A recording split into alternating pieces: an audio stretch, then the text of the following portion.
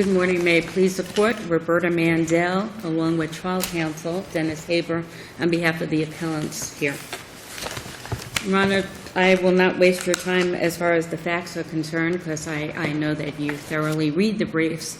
Suffice it to say, this is an issue whether or not the trial court abused its discretion in failing to consider, let alone apply, a contingency factor multiplier in this contract case. This was a... Mandel, would you like to reserve some time? Sorry about that. Yes, I would. Thank you, Your Honor. I'd like to reserve 3 minutes for rebuttal. All right. Before we get to the merits of your argument, would you address the issue of waiver and preservation of that issue? Because the argument by the appellee is that since you didn't plead it and you didn't seek it, that you waived it, and that the first time you even raised the issue of the multiplier was at the hearing itself. Well, Your Honor, if we're going to talk about waiver, we also should mention that at the hearing, when the issue of the multiplier was raised, opposing counsel did not object to it on any basis whatsoever. In pleading for asking for attorney's fees, trial counsel specifically asked for any other relief the honorable court felt necessary and proper. And once the argument commenced asking for that multiplier, there was absolutely no objection whatsoever on the part of opposing counsel. So your argument is as though it may have been a waiver, it was tried by consent. Exactly. Thank you.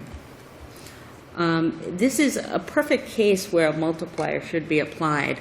This was 3 years of litigation involving 3 different lending institutions against the sole homeowners just trying to keep their home. Which ended in the lending institution taking a voluntary dismissal. You didn't go to trial and win. They took a voluntary dismissal without prejudice, right? Well, yes, Your Honor, but they took the voluntary dismissal actually in the day of trial. So trial counsel prepared for the trial, not knowing that on that very same day they filed a notice of voluntary dismissal. And all of the documents were all of the necessary documents to prove the standing and so on were attached to the amended complaint. They were all there, correct? And all that had to be done was admit appropriate copies into evidence, certified, or whatever was necessary? Well, each of the other prior complaints had been dismissed because the trial court found that there was no standing. But the operative one,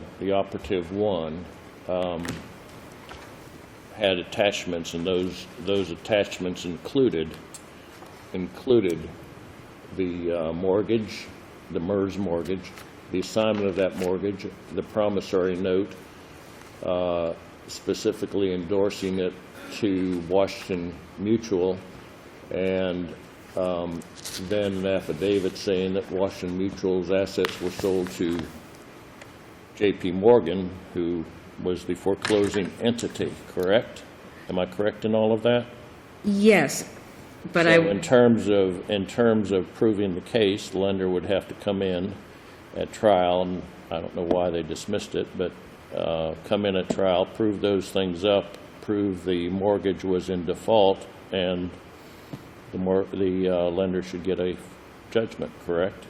I don't believe that would have happened, and I believe that that was the reason after 3 years of litigation that So J.P. what was Morgan... so complicated? You get a multiplier if things are complicated, right? I mean, there are 6 factors they lay out, but things have to be complicated. That's one of the grounds, but the first significant thing that should be addressed is the fact that the trial court didn't even go through the factors. There was no consideration of those factors in that hearing. As a matter of fact, at the very end of there was a denial, was there not? Well, finally... a denial of a multiplier, correct? Without consideration by the court. The court did not go through the factors. Without articulation of the factors? Is that what articulation of application? Is that what you're saying? Yes. What case says there has to be an articulation? Well, it's not specifically that there has to be an articulation. There has to be some type of consideration. And as a matter of fact... What ground is there, or what record evidence, if you will, is there that that the court didn't think about it. Well, if we look at the hearing transcript itself, which is in the record before this court, actually, it's trial counsel at the very end of the hearing, you know, and asks, this is on page 50 of the hearing transcript,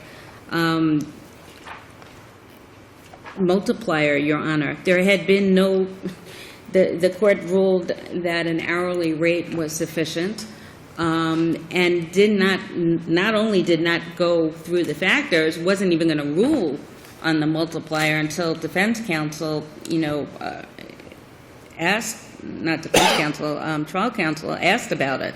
Well, when we go to the factors, so let's go to the specific factors, and maybe you can identify what evidence there is in the record to support a finding as to any of those factors. For example, I think the most important factor is whether the relevant market requires the contingency fee multiplier to obtain competent counsel. What evidence is there in this record that there was any difficulty in obtaining counsel on this issue? Well, this is a situation that is one of the factors. Well, it's, to me, one of the most important factors, because that's usually when, I mean, you have to satisfy all of the factors, but if you don't reach that threshold, I mean, you don't even need to go to the rest of it. I'm going to defer to my co-counsel who does nothing but argue these cases. Okay. Counsel, you've used your time, so your co-counsel can come back and rebuttal if he wishes. Okay? Okay, thank you, Your Honor.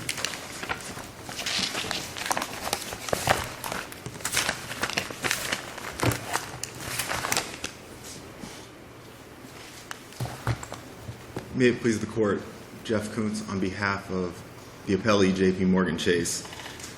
And the question you just asked about evidence is very important, because if the court were to get past the fact that there was no pleading asking for fees whatsoever, it was just a one-page motion asking for fees, and the first reference to a multiplier wasn't until page 10 of the hearing transcript, which actually isn't part of the record, which was filed with the court. That was the first time a multiplier was asked for. But there's not even evidence of a fee agreement in this record. There was the fee arrangement that was referenced in counsel's argument before the trial court was not admitted into evidence. You're not arguing that the borrower or mortgagor, you're not arguing that the lawyer was not entitled to a fee at all. We're just talking about amount, right? Correct, Your Honor. For business or decisions we don't need to get in here today. So you don't need a contract. The lawyer gets paid. Correct, Your Honor. The lawyer gets paid, but a contingency fee agreement is required to be in writing in this state pursuant to the rules, and there is no evidence that such an agreement existed. He would get quantum merit. What's the difference? This is all about whether the individual should get more than whatever was ordered. What's the difference whether it's a contingency contract, an hourly contract, or some other type of contract? Your Honor, because I believe to be in this state, to be entitled to a contingency fee award, you're required to have a contract that's in writing, and there's no evidence of that. But I understand what Your Honor's point, but I don't think we need to get there. There is no... Yeah, that's my question. Is there any evidence in this record that there was any difficulty in obtaining counsel? The only thing that I could actually identify as being the argument justifying a contingency fee in this case was that it was unique because counsel won the case, essentially. That these are difficult to win, and because counsel was successful, that was the uniqueness of the case justifying the multiplier. Correct, Your Honor. There is nothing in the record. There were actually two banks that were plaintiffs in this case, the second of which purchased the assets from the federal government, the FDIC. So it was not a complex case. There was nothing, the only testimony from the expert about the type of counsel that would be obtained by foreclosure defendants was generally and usually and if. There was no actual reference to these specific defendants, appellants, who did not testify themselves. There was nothing in the record. In fact, the expert testified that generally, most foreclosure cases just pick up the ad comma, 500, 2,500, so much a month, and the defendants are billed per case, end quote. There was nothing to justify, to say that these defendants had any trouble getting counsel. The only thing in the record about them obtaining counsel was or their ability to pay was the typical foreclosure defendant, nothing about these specific foreclosure defendants. And in fact, the only testimony of record about the typical foreclosure defense agreements is that it's just pick up the ad, so much a month, and the defendants are billed per case. There's not even testimony that the typical, not putting aside these specific foreclosure defendants, but that the general foreclosure defendant uses a contingency fee agreement. And we would argue that that is certainly required for the imposition of a contingency fee award. And while counsel argued that defense counsel was ready for trial and has, put in a significant amount of work, in fact, in this case, there was a complaint with a motion to dismiss that was granted, an amended complaint, and then a motion for leave to file a second amended complaint. After that, the defendants answered the complaint with affirmative defenses their expert described as typical, and the trial court entered a trial order. To the extent there was preparation for a trial, the only witness list or exhibit lists that are in the record were filed by J.P. Morgan. Then on the day of trial, counsel voluntarily dismissed. Thank you, counsel. Thank you, Your Honors. You have 3 minutes, counsel. Justice, is Dennis Haber for whoever I'm for today. As the defendant in this case, this isn't a general case. These cases didn't exist in any substance 6 years ago. There weren't any attorneys who defended these matters. Well, where is that in the record? Where is the record evidence of that? I mean, you may be representing that to us, but where are we going to find that evidence in the record?